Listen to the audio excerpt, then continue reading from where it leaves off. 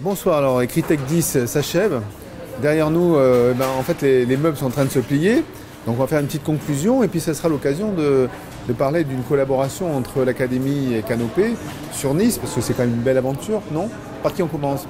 Frédéric. Une belle aventure, en effet, une aventure qui dure, une aventure qui se poursuit très efficacement et très agréablement aussi. Voilà, la collaboration, alors c'est Ecritech, on est assez satisfaite ce soir, je crois, de cette journée extrêmement dense, mais très positive, où chacun a pu apporter son savoir-faire, ses connaissances et puis sa curiosité. Sophie, un petit mot sur Ecritech, et après on ira un peu plus loin. Oui, j'irai dans le sens de ce que vient de dire Frédéric. En effet, c'est une belle journée où tout le monde a pu manifester ses compétences, son envie et surtout son envie d'innover et accompagner les pratiques pédagogiques pour le bien et le meilleur des élèves dans un monde qui est bouleversé par les pratiques numériques et donc qui nous permettent de réfléchir plus encore à ce qu'on doit introduire dans nos enseignements. Je crois que c'était une journée qui a permis de bien poser tous ces enjeux et nous donnons rendez-vous aux rencontres de l'Orne les 25 et 26 avril pour approfondir encore ces relations. Alors ça, nous le faisons bien entendu toujours ensemble. Cet esprit de collaboration qui nous anime, qui nous a animés pour préparer Ecritech, il nous anime encore pour les rencontres de l'Orne. En dehors de ces événements, la collaboration, c'est du quotidien?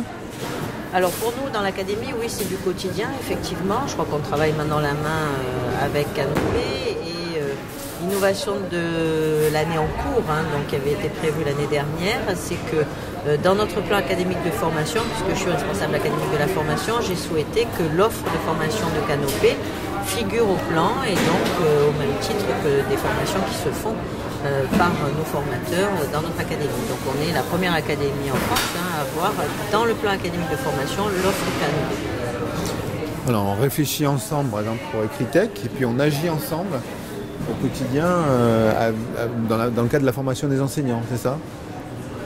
Oui, c'est le développement professionnel. Oui, développement nous professionnel. partageons ce souci donc, qui passe et par des temps de formation et par des rencontres comme celle-ci. En effet, Réseau Canopée s'est engagé profondément dans le développement professionnel des enseignants. C'est un axe fort et structurant de nos actions. D'une part le numérique éducatif, mais également le développement professionnel des enseignants.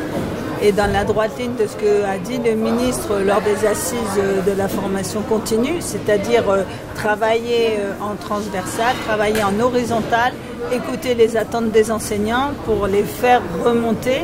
Et c'est vraiment comme ça qu'on accompagne les actions mises en place par les actions de formation en académie. Cet accompagnement des enseignants, pour nous, est prioritaire en effet, et pour les accompagner tout au long de la vie. Vous les accueillez dans les ateliers Canopée? Alors, vous allez en classe? Comment ça se passe en fait? Nous les accueillons dans les ateliers Canopée. Ils sont bien sûr tout à fait invités et conviés, soit à la demande, soit avec des établissements. Mais il y a également des possibilités de se déplacer en établissement pour accompagner les pratiques enseignantes à la demande des établissements qui le souhaitent. Est-ce que ça se passe aussi au 101 bis Nice?